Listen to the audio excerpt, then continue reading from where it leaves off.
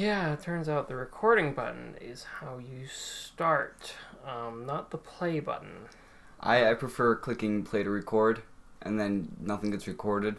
Have you used Audacity before? No. Is that a thing? No. Well, yeah, if you hit play, it doesn't actually start recording, so nothing gets recorded. Oh. I didn't understand that for a second. Yeah, so this is the Audacious podcast, and I'm Severin Jones, and this is... I'm Jack Hyman. I am the co-host and CEO, president, vice president, everything but janitor. I do accounting. No, you're the janitor. I just said that. Can you even do accounting? I mean, probably. Did you take money management in high school? Oh, yeah, I took every business class that the high school offered. Yeah, I took business communications. I'm HR, all right? Okay. HR and accounting, that's all you need for a successful business. All right, of course, Mr. CEO. How the table turns. So, we wanted to start a podcast. Me and Severin have been friends since junior year of high school, sophomore year of high school. Yeah, so 3 or 4 years ago, Yeah. we started hanging out regularly. It all started with our D&D group. Yeah. I had a couple friends ask if I could start DMing for a group, and I had never DM'd before. I had barely played D&D, and we started with Basic Expert. Yeah, So, yeah. the oldies. I was a dwarf. I tried to put on a Russian accent, but everyone just kind of cringed and looked at me funny, so that stopped in 20 minutes. Me and Severin didn't really know each other before then. One of those mutual friends that asked Severin to DM the game was invited me to play, and I was super ecstatic about that. Because I had always been interested in tabletop RPGs. I had listened to a few podcasts. I had even tried starting my own game at one point, but due to some high school drama, that did not play out. Unfortunately, the dice were not rolling in our favor that time. And that's how we met. And from there, we have played several games together. Yeah. And our friendship really started to blossom, I guess you could say, when we started... develop. Yeah. Co-DMing game in... Oh, yeah. Yeah, starting... That's been going on for a while. Hiatus now, but due to the Ronas... we gotta fucking bring it back, because we put too much work into that. Oh, yeah. Hopefully this next week we can start it back up. But no, so their podcast isn't going to be anything about really anything specifically. Sort of just things we're interested in. An excuse, really, to get together and talk. Oh, yeah, and just we like hearing ourselves talk, so... Oh, of course. This smooth, buttery voice needs to be shared across the ethos of the internet. And my voice is rough, like sandpaper. Hey, don't put yourself down, King. I'm not saying it's bad. Sandpaper can be good. Sandpaper makes other things soft. What? You have quite the burden on yourself there. Yeah, I'm making everybody's voice sound soft with my rough, gravelly voice. Just by I stand. It's like instead of the ugly girl standing next to you to make you look more beautiful, it's Severin sits next to you so that your voice sounds more pretty. Yeah. That's why you're here with me, so that people don't think I'm just a big old nerd. Even though you are. Hey, I'm big. I'm a nerd, but I'm not that old, you know? I'm not old. I'm just a big nerd. Hunk burning love. Oh, fuck. Gonna get fucking... Copyright striked. Oh, yeah. No, but subjects that I personally enjoy and I'll probably be talking about on the podcast are some true crime stories. I really like some conspiracies, whether that's within the government or like cryptozoology. And just history. I like history a lot. Mostly the wars. Yeah, I should also preface this. Anything that comes out of Severin's mouth should not be cited as a reliable source. Oh, and I'll definitely be prefacing most of my crazy episodes. You say that. With I'm going to be saying this as fact. It's probably not fact. Yeah. But it could be. Just for the sake of storytelling purposes, I suppose. And enriching the quality of the tale that Severn will weave. He will speak of it as truth, but it should be known neither of us have a degree in anything. We do probably sometimes put enough research into some things to understand them well enough to discuss them. Teach a college class on them. No, we don't have a degree, but we do still want to talk about things to the best of our ability.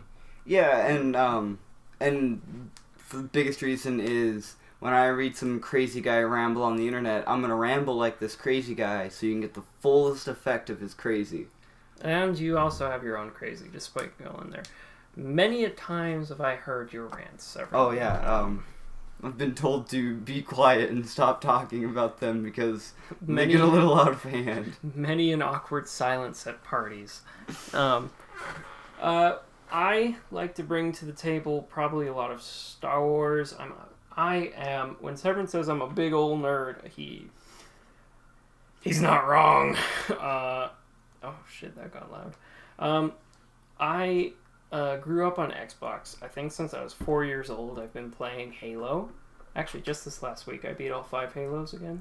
Man. All the Bungie Halos, that is. Yeah, what the quarantine has done to us. So much time to play video games, man. I gotta watch Akira. We have so much time on our hands. We both love anime.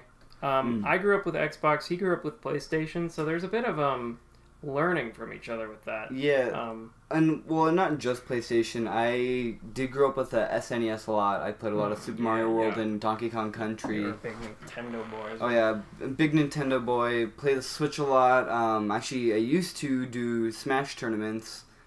Wasn't very good, but it was always fun to just hang out with people and play. Yeah, I remember. Our friends drag us out to those, or they used to drag us out to those Smash tournaments, and sometimes 2 hours away. Yeah, and I had gotten my, I had bought a copy of Smash and was practicing, and I had actually gotten pretty good, and then the Switch came out with Smash Ultimate, and I was like, oh god, I could not bring myself to invest that much money to keep going, and then I just kind of fell out of it. Yeah, and I got myself a Switch, not just for Smash, but a lot of other things. Just happened to be lucky that when Smash came out, I already had a Switch, so I was gonna just hop right into that. I have to get myself a Switch one of these days, but I've heard rumor of a larger screen and better processing power one coming out one day, but that was I've heard that rumor for so long now, I don't know if it's true. Yeah, I think the rumor really started when PlayStation and Xbox released their 4.5 gens, so the PlayStation Pro. Oh, and the Xbox One S, is it? Yeah, or something like that. Where they're just slightly better. Those things are not worth the money, if you ask me. I know that it's higher frame rates and stuff, but my Xbox is still playing, it can still handle modern games, despite the fact that I play on my PC primarily. No, and I can always bust out my PlayStation 3 and run a lot of things on it. Yeah, but even your PS4, it handles God of War, doesn't it, and stuff? Yeah, but I do know that PlayStation 4 Pro has just had much better graphics than the PlayStation 4 just in general. Yeah. Even there was a big change between the two. I wouldn't agree with selling your PlayStation 4 to get a 4 Pro. Yeah, just especially get a 4 Pro or don't get any. With the new generation coming out, it doesn't seem like it's definitely not worth it. Did you see those Cyberpunk Xboxes which were made? Yeah, I think so. Yeah, I don't know who that is for, because it's an Xbox One Plus or whatever, right? An Xbox One S, and those have already been on the market for 1-2 years. I'm not sure. Yeah. And so, how much of you have to be a huge CD Projekt Red fanboy who plays on Xbox to want one of those, really? And I mean, come on, guys, seriously, why didn't there better be a version of that for the Xbox? whatever the new one is. 1X. Yeah, I don't plan on getting that, by the way. It's Xbox One X is Xbox One X backwards. It's not a conspiracy. It's a palindrome? Yeah. Wait. Wait. Xbox. No, I'm spelling this out. Alright, hold on. Well, I think I might be completely wrong with that. Yeah, that is there's not a B somewhere. There's a B in there, and it's not in the middle. Xbox One X. Yeah. That is not a palindrome, Severin. Is it really the Xbox One X? I thought it might be something else. Oh, God. He's gonna go ahead and tippity tap that in with his. He has his fancy mechanical or laser keyboard. Mechanical. It's a Razer 3. Fucking what is it? It's a Razer 360 Chroma or something. Xbox Series X, and that's not a palindrome, because the R and the I would have to either there shouldn't be if you didn't have an I and it was Xbox no, it still doesn't work. It doesn't work. This isn't a palindrome, Severin. Already, your crazy conspiracy theories are proven wrong. Man, never mind. Yeah, Xbox is not controlling the government with its Xbox One X backwards. Hold on. Bill Gates was the richest man on earth for a long time. Let's not get ahead of ourselves. I don't believe that. Need to clarify. That's just a joke. Severin, do you believe that? I do believe that the rich of our world are pulling the strings behind the scenes. Sort of like the Illuminati, but when people say the Illuminati, they laugh and like, why would we name ourselves something so stupid? Because they're all. Is that the main criticism against the Illuminati theory? Yeah. Who would name themselves something so stupid at the Illuminati? So I think they exist. They're just not the Illuminati. Yeah, they should be something like Rich Boy Gang. That's much cooler, right? No, yeah, they scoff and make fun of us and drink their fancy champagne whenever we call them the Illuminati. I mean, you're right to a degree. Rich America definitely has a marriage with the political class. Definitely. Yeah. And it's not one side in particular, it's both sides. It's everywhere. They benefit each other. The Iron Triangle, you know the Iron Triangle. No, wait, you didn't take that class. Iron Triangle is the relationship between politicians, money men, and the U.S. Government as a arm. So, the rich people give money to the politicians. The politicians then further the interests of the rich people, which helps them get richer. And then it goes back to the rich people who now have more money, and they give that money to the politicians. The politicians further their interests. Those interests make them richer. The money goes to the politicians, and it is a three-sided triangle made of iron for some reason. And it's the whole, the rich people benefit off of the army going and finding oil on the moon. What? Space Force, it's to find oil on the moon. I could see that. Yeah, no, I definitely believe that ocean-based mining and space mining are probably going to be the future of resource harvesting or resource gathering. Well, especially just of how much we've taken from the Earth. There is a limit to how much we can take. Yeah, non-renewable resources. But I think renewable resources may become the cheaper option if... it all depends on what happens first. Do we make efficient renewable energy first, or do we make efficient systems for gathering resources in space first? Depending on which of those two happens first is really going to decide how the future of energy looks like on this planet. And I do feel that long-term space travel wouldn't be possible without renewable energies. Or at least semi-renewable energies. You could do, we might be able to make fucking rocket fuel from corn one day. Who knows? No, we probably can. Yeah, and that's a renewable resource. True. You can always grow corn. Grow corn in the engine room, just fork it right into the That is the not reactor. what I meant by that. Just boop, boop, like a Nebraskan man. You just fill them up with corn. I think we used Ohio, or I don't know, what's a corn state? Nebraska. Nebraska, yeah. Nebraska is just the gas tank for Elon Musk and SpaceX. Anyway, we like to talk about video games on this podcast. And apparently the future of energy resources. I should clarify, we've been talking a lot about Xbox and a little bit about PlayStation, but I mentioned it earlier, I'm more of a PC guy. I got my personal computer, my desktop, which is sitting below us.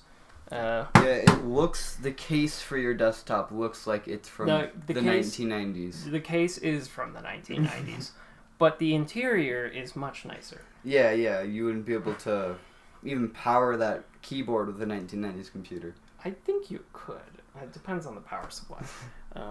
It depends on the power supply, but it's theoretically possible for a 19. Alright, anyway. Yeah, so I've had it since middle school, maybe 6 years now. I've been a PC Master Race gamer. Is it Master Race? Shit. No. That... It's not politically correct. Redact that. That is... No, I'm not. The PC Nice Guys. What is it called? Is it PC Master Race? That's the meme? Yeah. Jesus. Yeah. Middle school, man. Middle school. Well, so what's been a game that you've been putting some time into? All 5 Halos. You mentioned that. Yeah, I've been going through the Master Chief Collection. I played through all the Bungie Halos, actually. The 5 Bungie Halo games. The good ones, right? I mean, I like 4. I thought they were taking in some interesting directions, and then I did not even bother with 5. Probably a good thing, a good choice on my part. I'm hopeful for 6. Halo Infinite looks like 343 has, they might have clutched it this time, Well, yeah, and it's like the whole Call of Duty thing with Treyarch and Activision. I think those are the 2 companies. There's 3 now. 3 now? It's Hammer something. Oh. See, I haven't played since, Black Ops 2, so there's been, 4 or 5 of them since. But, Treyarch has always been making the really good ones, and then you have Activision kind of just pooping in our hands and saying, eat. Yeah, a little bit. At least you don't have it as bad as the Madden gamers just getting the same game every year. So EA hands you a pile of shit, and then you eat it, and then you shit, and then EA hands you that pile of shit that you shit, and that is Madden 2018 to 2019. Well, yeah, and it didn't start as crap. It started like a really fancy meal, gourmet meal, and now it's just crap. Yeah, my brothers loved to play the OG Maddens in the early 2000s. But so I've been playing through all the Halo games. And recently, when I play through them, I either play on Heroic or Legendary. I've been playing Halo, like I said, since I was 4 years old. I love that franchise.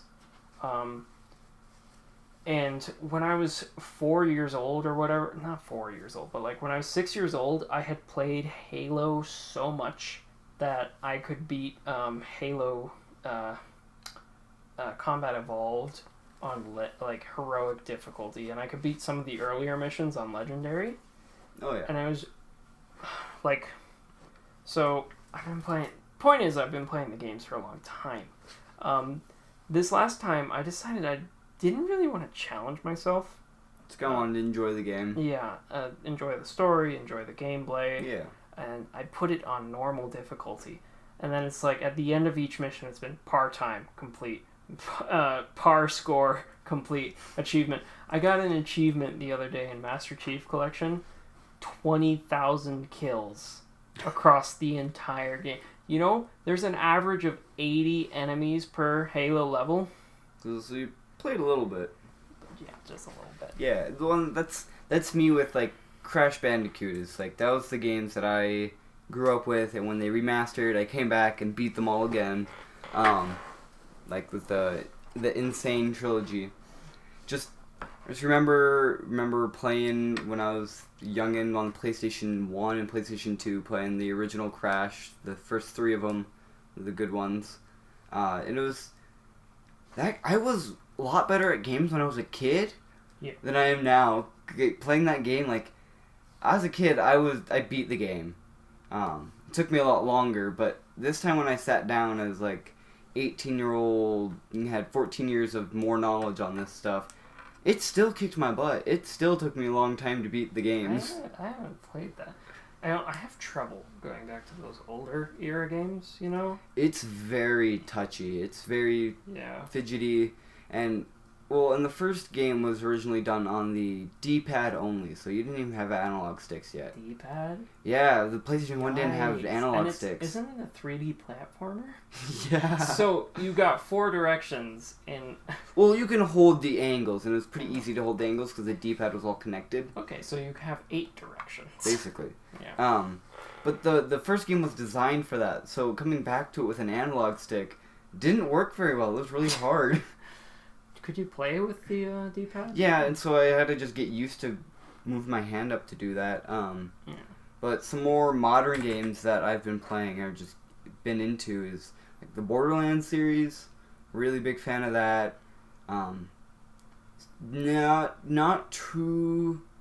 I mean, it wasn't bad. Borderlands 3. It was pretty good. Definitely wasn't at Borderlands 2, which sucks a little bit, but... Yeah. It didn't have really that charm of Borderlands 2, did it? You know, of like... I mean, it had a little bit of it there, but... Yeah, well, and, like, you have Handsome Jack versus the Calypso twins. And Handsome Jack was, like, this guy who had basically seen the secrets of the universe, went a little crazy... and his story's actually kind of sad. Yeah, we might do an episode on just talking about the Handsome Jack character. Yeah, maybe even like good villains in video games in general, or just good villains, like villains that were done really, really well, or because when you really get into the backstory of Handsome Jack, you start to feel bad for him because seeing the secrets of the universe really messes with somebody. And didn't he have like a fucked up childhood too? I think I saw game theory on that. Thanks, Pat. Yeah. Where he's people say that he's one of the best video game villains ever to be created just because how cleverly written he is. And then you have the Calypso twins, who are literally Twitch streamers. Dude! Who want to end the world. It's annoying. They're annoying. Don't they like pull pranks on you and it's like, we're ambushing you, get pranked. It's like a prank, but they kill your friend. Yeah, and they do that a lot. It's like, why they intentionally wrote them cringy, and in their defense, they accomplished what they were going for. They're just annoying. You don't want a cringy character in a video game. I mean, you can have them. Someone who makes you intentionally makes you cringe. I'm sure that's a tool that can be used effectively in a story. Like the cringy son of the rich man who's just like, I will tell father, and you will eat my shorts. And that can be an effective storytelling element, you know, but it just did not work. No, well, when our villains have been really, really interesting and really good, and then you kind of just have these guys who, they don't really have a reason for what they're doing except for, we want to be strong. And you're like, oh, okay, so you're like just any other regular boss character. You're not, no one special like Handsome Jack or the characters in the first games. I don't really remember them. If I'm honest with you, I've only played Borderlands, Tales from the Borderlands. Oh, it's so good. I enjoyed it. I thought it was a really good series. Loaderbot was the best character. At the opening of episode 4, when Hyperion starts to fall down from space, that was... I still remember that. That was really good. Well, and so Tales from the Borderlands is supposed to be happening in between 2 and 3. So all the characters come back. Yeah. You have Reese comes back, and then now he's leader of the Atlas Corporation, which had died off in the first game. Yeah. They're just a gun manufacturing company. And he's back, and then you have Vaughn. Vaughn's now a bandit leader. Yeah. He's he takes all the Hyperion people and he teaches them how to survive. Yeah, they become I forget what clan, the Sunraisers or Sun Smashers. Yeah. Yeah, he always likes his blood feuds. Oh man. But remember how Tales from the Borderlands finished on a cliffhanger where they get into the vault and the two main characters that you play as, I forget the girl's name, honestly.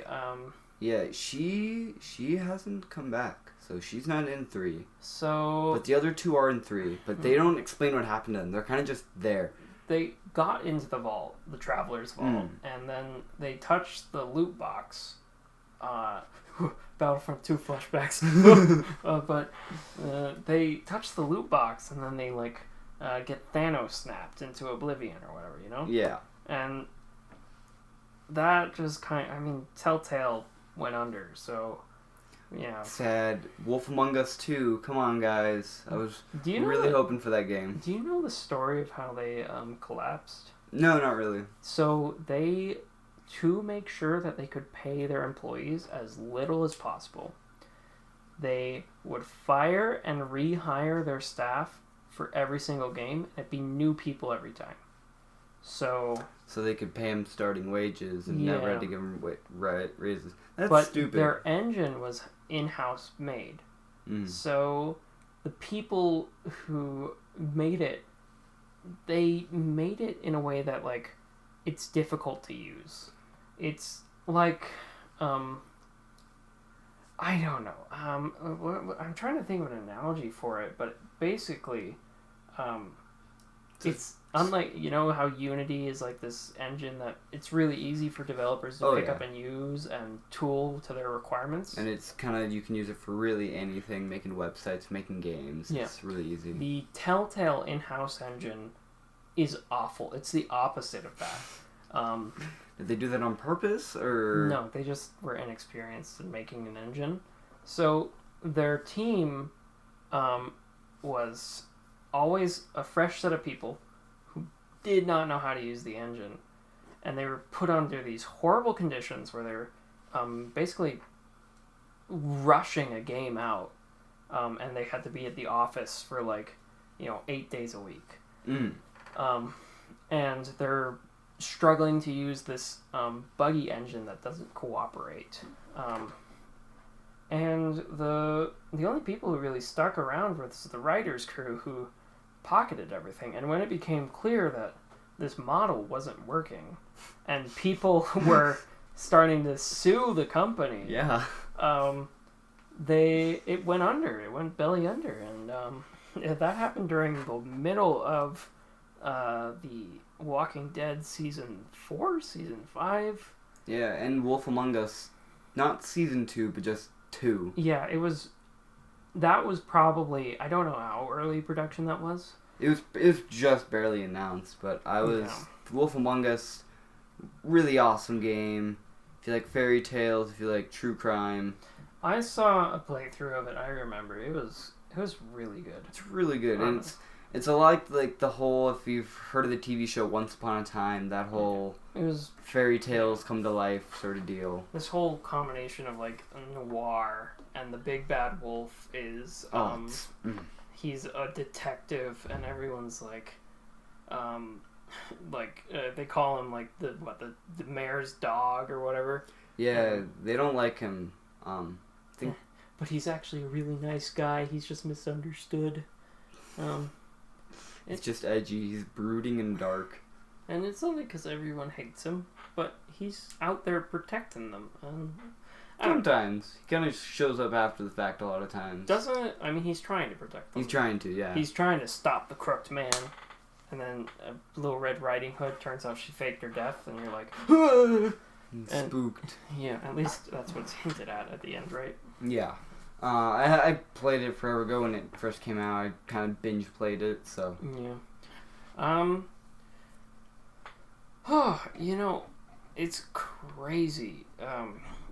We wrote out an outline because we were nervous about how this episode would go, and we have just been all over the place. Well, yeah, and that's kind of the point of the podcast, is that we'll loosely dangle around a subject, probably get sidetracked a few too many times.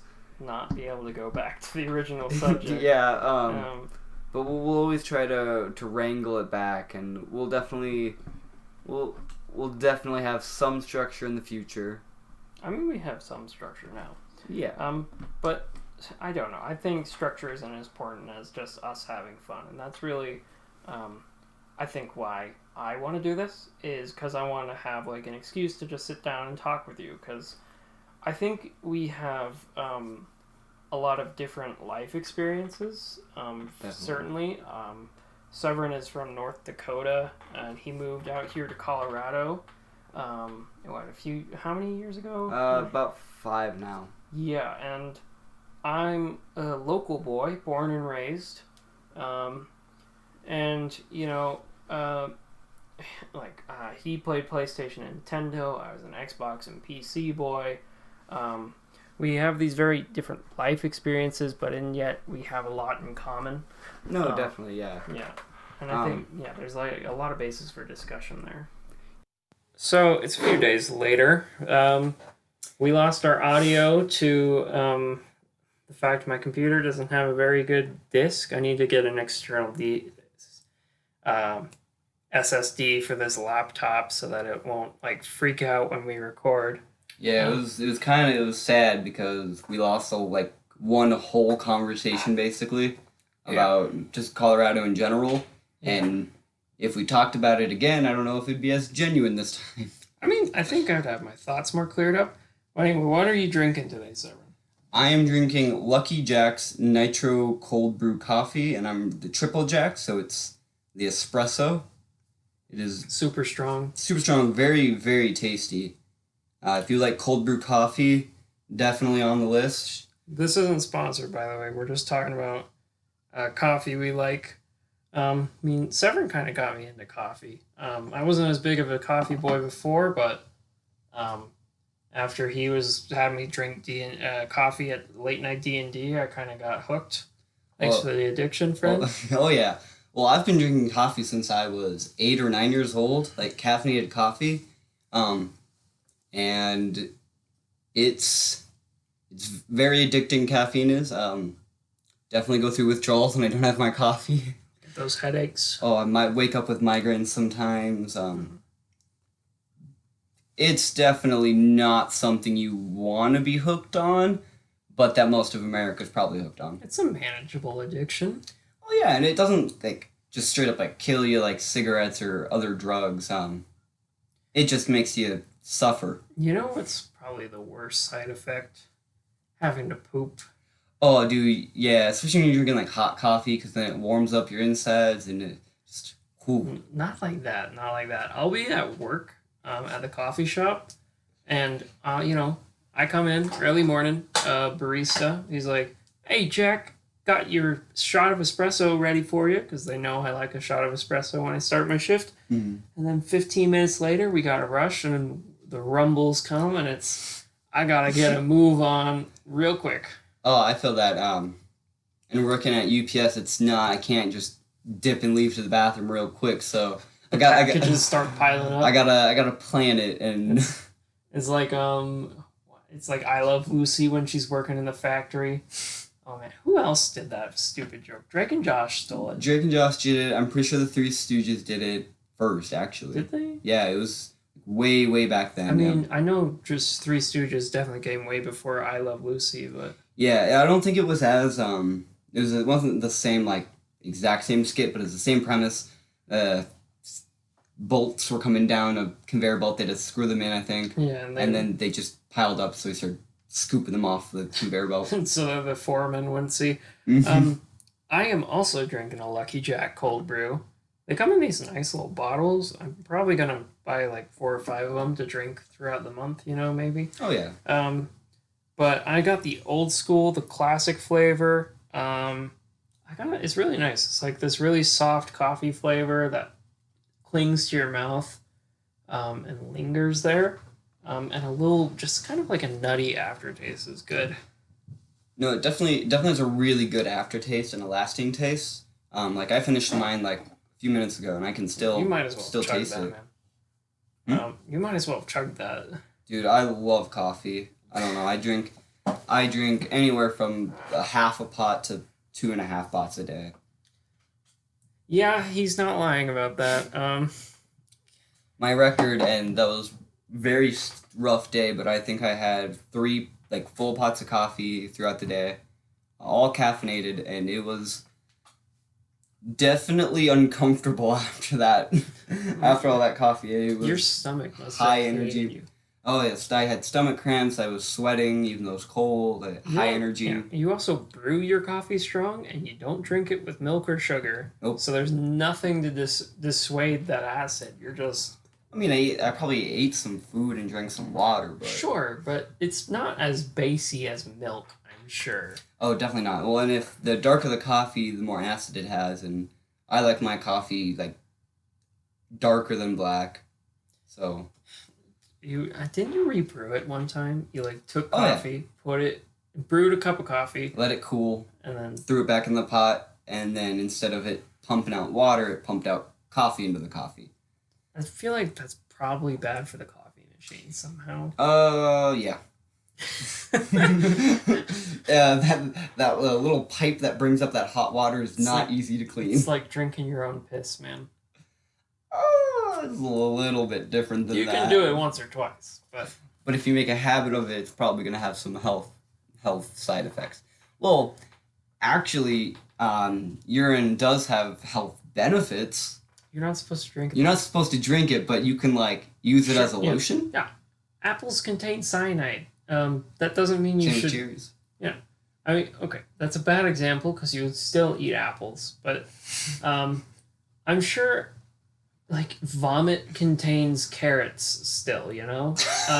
You're not going to go and eat those carrots though, you know? People who drink pee are.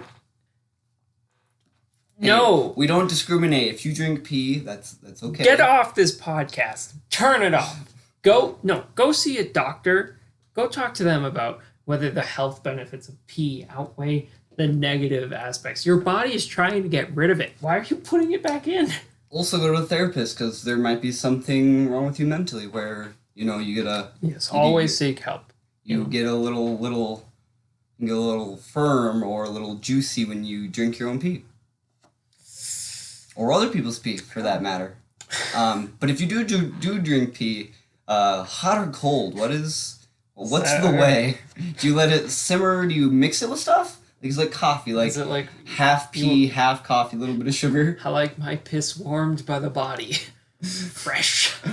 Fresh and steaming out of the. You know, I kind of orifice. preferred the conversation we had before, just about Colorado and the culture here, and now we're talking about the habits of drinking your own piss. Well, anything can be an addiction if you're addicted to pee or coffee. It's whatever.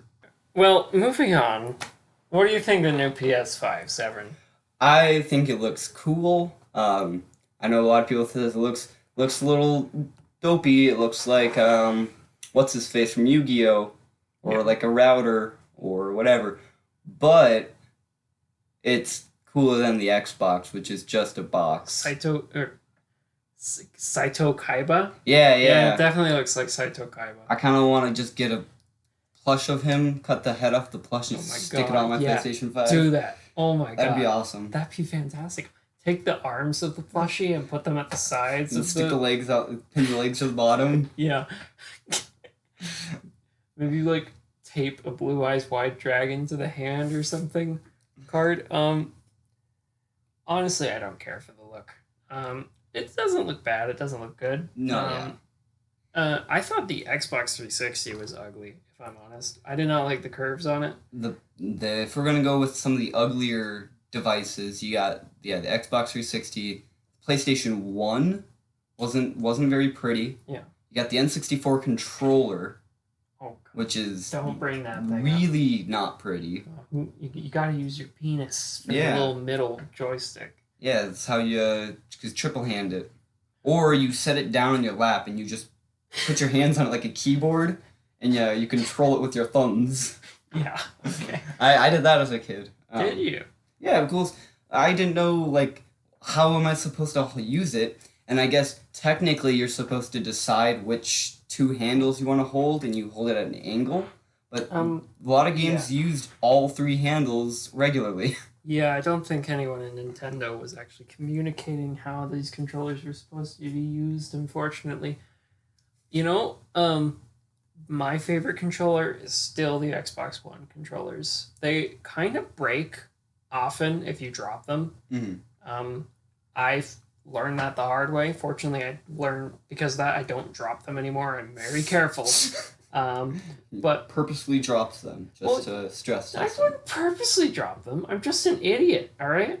My Xbox 360 controllers, you could drop those things off fucking a plane and they'd still work. No, my PlayStation 3 controllers, even though I've had them for so much longer than the PlayStation 4, I don't think any of them are, like, damaged in any way. Yeah. But you take every single one of my PlayStation 4 controllers, one of them's missing a trigger, two of them, the vibration thing's loose, so it, like, rattles, and then the one has a big old crack in it.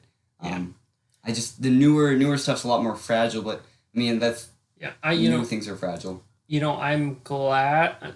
I'm not going to get an Xbox One S or Xbox One X. Or Series X. Oh, the sex box. Yes. I'm not going to get a sex box because Halo Infinite's coming out on PC. Yeah, honestly, Xbox, especially with their Xbox Pass now, being able to play a lot of different Xbox original titles on the computer, they kind of killed themselves with that, I feel. I mean, there's some speculation that they're just kind of shifting the direction in which the company is going. They're kind of, they're changing their strategy, which is they're more focusing on, well, honestly, I don't know, really, because Xbox also just bought a whole bunch of new studios. Not new studios, like established studios. Well-established studios with good games under their belts. And if those studios are owned by Xbox, then Xbox might have a bunch of exclusives upon launch of this Xbox. Well, and that's honestly one of the ways that Xbox will save itself, because if you even go back to the Xbox One, it's not even a gaming... No, the Xbox One, the new one. It's technically not even a gaming system. Xbox is an entertainment system. Because they put so much processing power into browsing the internet, watching TV and stuff. Like, you connect cable to your Xbox. That's why Xbox lost so handedly to PlayStation. Because PlayStation focused on the gaming part. And Xbox decided we're going to be an entertainment system for the family. And basically, my Xbox One is my Netflix and Halo machine. Yeah.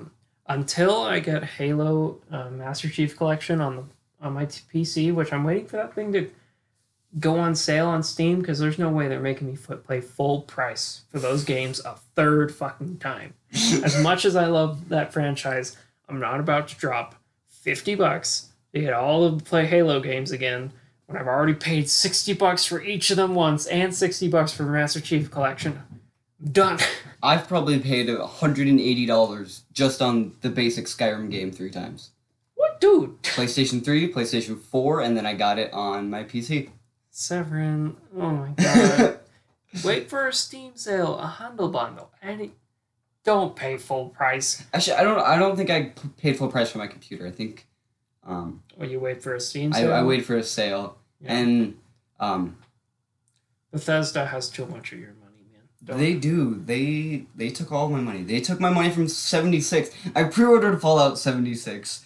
And I thought it was fun, but not as good as the past Fallouts. Fallout 4, much better, even though I would say it's not New Vegas. New Vegas.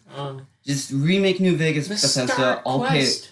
Oh my god, the starting quest, the one where it's just like there's a dude huddled up in Shady Sands, and he's like, that quest can go 2 different ways, and like the 2 different ways it goes down One is simple. You just save the dude, you bring him back alive, and it's fine. The other path you go down, where if you side with the gangsters going after him, it goes, it spawns like a 20 quest stream, Mm-hmm. and it's like you don't have any of those choices in Fallout 4, which is I enjoyed my first playthrough of it, but Doesn't going have much replayability in Yeah. my opinion. going back through it, it was the same experience. I I did not. It's just New Vegas. You can play again and again and again. I feel like. Oh yeah, there's so honestly, I came back to New Vegas a couple weeks ago just to kind of like go to my character and just play with him a little bit, Yeah. and just I'm discovering things I haven't discovered, and I think I've probably out of all the Fallout games, I've put more time into New Vegas than any other game. You have like you just there's so many choices, and the main story is really nice. The main quest line because In it Vegas. brings you that full loop around the map Yeah. because the cazadors who mess you up if you try to go Oh. straight to New Vegas. So they take you the long way around, and it's just like a Yeah, big you're- circle around you're- the entire map, and it's really awesome because you discover all these different locations, and there's so many quest lines in these locations. You're hunting Benny, right? Yeah, that his yeah. name? And you follow. Didn't realize it at the time, playing through it the first time, but the way they kind of lead you on, and you go, like you said, you go in that counterclockwise circle around the map. Mm. That was really clever. No, it was great game design, and my biggest problem with Fallout 4 is that you go to the big city and you kind of just you branch out and then you come back to the main city and you branch out. Doesn't feel like much traveling and exploring, which was my favorite part of Yeah, I remember getting like I finished up the quest line with Preston, right? In Mhm. Fallout 4. Cool.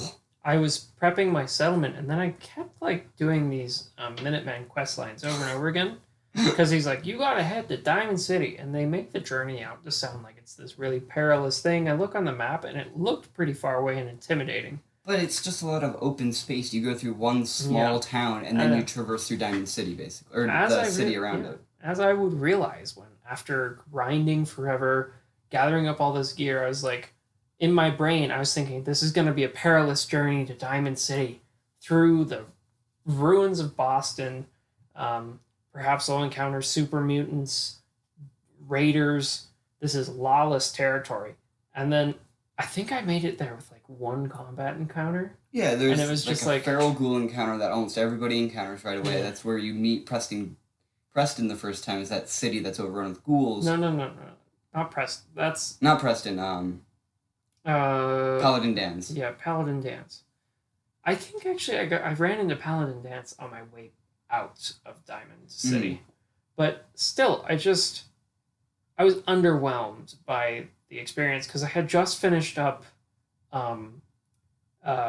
Vegas, and I'd never played Fallout 3, but I did play Fallout New Vegas, A lot of fun. and you know, going between settlements in Vegas was intimidating.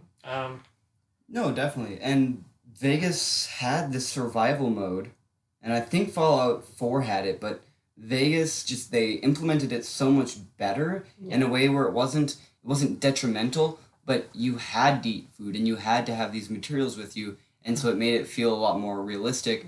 But when Fallout 4 implemented that, it just made the game just tedious and almost impossible. That's like I love the one. Oh my god! If they could bring in the weapon modification systems of Fallout 4 into Cool. Fallout New Vegas, And honestly, the leveling up in the class system I the liked a lot more gunplay too. is good. Yeah, I think one of my most distinct memories from Fallout Vegas or Fallout New Vegas is leaving some settlement, the settlement that got ruined by Caesar's guards. Oh, the one where you like come in and it's like abandoned. Yeah, and And- there's just you stumble upon some of Caesar's warriors, and they're like, "We killed everyone. They're on crosses because God, for some reason." Caesar's Legion was crazy, They and were good enemies, but yeah. Well, and the biggest thing with New Vegas that really pulled the game all together is it was hard to decide who to side with at the end, because if you wanted to be powerful, you sided with Caesar's Legion. You could side with yourself. You could side with Yes Man and Mr. House. Caesar makes a good point though. They're not saying I side with Caesar, but isn't his like whole shtick that everyone's divided and they're rather chaotic in their nature. And he wants to forcefully unite the nations or the peoples. Yeah, and he makes a good point about the New California Republic, which is that they're kind of dumb. They're doing the same thing he does. Yeah, they point at him and accuse him of being this conqueror who absorbs people without their consent. But the CRC never asked Shady Sands is the capital. That one little town that had all the bandits in that hotel. They kind of just took over that town and said, "This is ours now." New Vegas never wanted to join the CRC, but the CRC was gonna try and make sure that they took it over by securing the Hoover Dam and then controlling battle. Yeah, if the CRC is like, if we control the dam that supplies electricity to New Vegas, they'll have no choice but to join the Republic. Well, and if you side with yourself, you go to that battle and you go to the fight after the battle, because I think, I'm not 100% sure, I don't remember quite, but I think the New California Republic wins. Yeah. And then you come back and you kill one of the leaders there. That's where you kill the president. Yes, where you kill the president, and that's if you side with if you just don't side with the New California Republic, you end up killing the president one way or the other. And then like either Holmes asks you to do it, or Caesar asks you, or when you go by yourself, you got to kill everybody. You go and you kill Caesar. You go and you kill the president. You go and you kill Mr. House. You forcefully take control of most of the casinos. I sided with myself, and it added a lot more to the game. My only downside to that was, as soon as you make the decision to side with yourself, you become hated by every other faction. Yeah. Like, you just get shot on the spot by Caesar and the New California Republic, and it's hard because I wanted to do some of Caesar's missions, and I just didn't get to that, and then I sided with myself, and I lost access to all of those. So, like, bringing the conversation back, just like, this game is great, and we keep going on tangents about all the different things about it, but what I remember most is after you get out of that town that's raided, there's like a canyon you walk through, and I remember being like, there's going to be an ambush here. I'm about to get ambushed. And sure enough, I like pull up binoculars, I scout around, I spend like 20 minutes just looking for a perch where I can see some enemies, and I pull out my binoculars and I can see like bandits sitting on the tops of the canyon. Yeah, waiting for someone to pass down below. And I took their ambush and I turned it around on them because I saw where they were hiding in this little little hidey hole. Took out my grenades and tossed it in there, and just like, I don't know why that sticks with me so much, but it does. Well, because instead of having all like the random encounters that Fallout 4 had, which made it very quote unquote replayable, Fallout New Vegas had a lot of set encounters. From the first time you entered an area, this would just happen to you. Like the sarsaparilla star caps. For the first encounter with that guy that just said, some person just tried to kill me. Pretty sure if you do a little bit more diving into that, he killed the person for the red star cap. Yeah, and that was just like that whole side thing. It's like every time you open up a sarsaparilla and you're like, oh, I got a star bottle cap, and you collected them because it was like, oh, you needed 100 to get into that area. Yeah. And it was just there's a lot in New Vegas for the size of the game, in my opinion. A lot of stuff to do, a lot of choices to make. Like the whole blowing up the Brotherhood. I liked how the Brotherhood were really weak in New Vegas. I didn't like the whole Brotherhood controlling in Fallout 4. Or they were also pretty powerful in Fallout 3. Yeah. The Brotherhood in Fallout New Vegas is more true to Fallout 1 and 2 in that they're like super just xenophobic and just are very they safeguard their technology against anyone outside of them. And they're secluded as hell too. Yeah, they don't influence the outside events at all. I I You- only did their quest line so I could get power armor. And then I found oh god, what made Fallout Vegas really good was like resources were so hard to come by. Oh, it's like bullets. Some of your like best guns, the bullets were like 10 caps a piece. Or in like almost impossible to find. I upgraded my weapon from that BB gun to like a rifle too early. Mm. And the rifle ended up just like the ammo was too expensive. It was too hard to maintain. So I sold the rifle and I bought the BB gun back. And I think I had like, whenever I was going up against super mutants or something that was really hard, I had the laser rifle. But otherwise, I didn't touch that weapon and I just used the BB gun as much as possible. Because it's the only efficient way of killing things. And once you get power armor, you can't fucking maintain it. Oh yeah, power armor was so difficult to do in New Vegas and in 3. Before it was a whole separate piece of armor, you equipped it each piece of the power armor. You could equip just legs if you wanted to, or just the helmet. Yeah, I like the power armor system in Fallout 4, the way it's like almost like you're customizing a car, kind of. But it was way too easy to keep that thing going. The power cells were just way too everywhere. common. Yeah. I honestly, when running through Fallout 4 for the second or third time, I decided I would never use super armor, or power armor, which was really difficult when going to the Green Sea. I just had to stock up on anti-rad, the stuff that makes it so you get hit by rad slower, and the rad away. Yeah. I think I only used my my power armor when the game is like, this mission's gonna be super hard, so you better be ready for it. And like when the AI is like, are you sure you're ready to raid the enemy? It may be very difficult. Oh yeah, like so that's the times when I wear my power armor. But even it was so easy to fix, you know? No, totally. It was too easy to maintain for what it was supposed to be. That's why one of the reasons I liked 76's mechanics a lot more than 4 was because power armor was rare. And you didn't start with it? You didn't start with it. You didn't. There wasn't many just quests. They were just randomly located throughout the world. There's a few spots where power armor would spawn regularly, and it was rare to find a chassis. And then when you found a chassis, when you found the chassis, it was almost you'd find 2 pieces of armor on the chassis, or a few of them, and they were all mostly broken.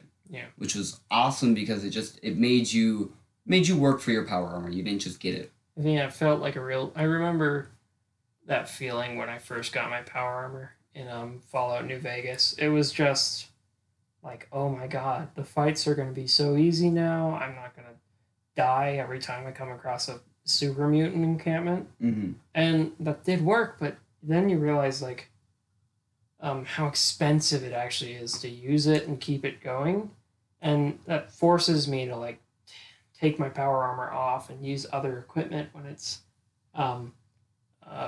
not as difficult as I think it would be. Well, and while wearing power armor, you have almost 0 stealth capabilities anymore because you make so much sound. Yeah, I never play stealthy though. So. See, and that's even in just I like stealth. My first Skyrim playthrough, I did bow and arrow stealth. Don't make fun of me. I know that's the easy way to play. I mean, it's kind of fun way to play. Oh yeah, when you're just like you snipe something and they're like, what the hell? And then you shoot another one. It's a lot of fun. But I'd stealth around with a rifle, and I'd always get like the first kill. Yeah. And then in a group, it'd be fun. But I always like the long range combat, or I just run around with a shotgun. That was also something I enjoyed a lot. Whereas I remember the motel with all the bandits in it. I just ran through it with a shotgun because low level things get one shot at close range with that. Well, it's a little saddening that we lost our conversation from, what was it, last Monday, I think we recorded. Yeah, last week. But I think we had a really good conversation. I haven't talked about Fallout in a while, but I was happy to. Yeah, and it's one of the better game franchises out there. Well, it was. Well, no, even though 76 I didn't gets like 76. Fuck you. even though 76 had more problems than every other Fallout game combined, it had jack shit for story and no living NPCs. They're still trying. They are trying. Good, Well, but it's still not good. I think they added a bunch of human NPCs. They added NPCs beyond merchants who give you quests. Yeah, well, and even the merchants a lot of times were robots. That was the thing, is everything was a robot. So there was no emotions involved in any of these characters. And you got the story of what happened to all these people Like a through Mr. audiobooks. Gutsy dragging a cart kind of thing. Yeah. Okay. But it's reaching an hour now, and we're gonna be wrapping it up. Fallout 76 is not a good game. You shouldn't like it anymore. Stop defending it, Severin. I had fun. That's all that matters to me. Is I put 76 hours into it, probably, I'd say. Ruin the franchise. What? There's so much potential. Much potential, I agree. They built it up like it's going to be the Fallout game, and then it kind of wasn't. Biggest map, whole new, just tons of areas. Play co-op with 3 of your friends versus other people. Sounds great. Combat was bad with other players. It was not fun. Its face.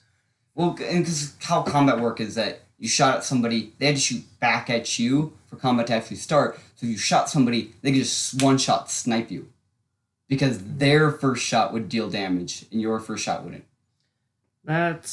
So the combat would be you wait for one person to shoot, and then you start shooting. That feels like there should have been like PvP and PvE servers. They added that later where you can turn on that you can just attack anybody. And if you did kill somebody, anybody could attack you at will because you were wanted. But it just seems like if you're gonna have that doesn't seem like smart game design. Anyway, we're trying to sign off of this podcast. Fallout 76 just keeps dragging me back to how much I hate it. Even though I never played the game, I'm so upset by how poorly they designed that game. But this is Jack Hyman and Severin Jones on the Audacious podcast. We've done that like 3 times, man? Said the same thing. We're in sync. It's because we drank the same coffee. But yeah, we'll probably be posting every week or so if we can. We do have lives outside of this, but it doesn't take too much time out of our week to record and edit. And we do this for fun. So as much as we love and appreciate anyone's support, we don't need it, okay? This isn't for you. This is for us. Just kidding. Yeah, we want to entertain people. If you like us, let us know that you like us. If you don't like us, don't let us know that you don't like us. I don't need that negative reinforcement. Do we need iTunes reviews? Are we on iTunes? I don't think we're probably going to be on YouTube and SoundCloud. Review us on iTunes anyway. Are we good? Are we cool enough to be on iTunes? You think Apple will like us enough? Probably not. No. All right. Well, see you next week. Go review us on iTunes.